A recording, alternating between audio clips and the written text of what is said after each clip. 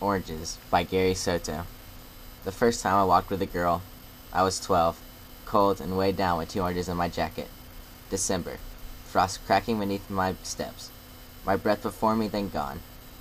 As I walked toward her house, the one whose porch light burned yellow night and day in any weather, a dog barked at me until she came out pulling at her gloves.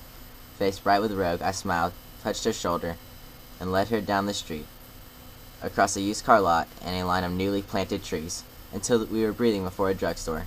We entered, the tiny bell bringing a sales lady down a narrow aisle of goods. I turned to the candies, tiered like bleachers, and asked what she wanted. Light in her eyes, a smile starting at the corners of her mouth. I fingered a nickel in my pocket, and when she lifted a chocolate that cost a dime, I didn't say anything.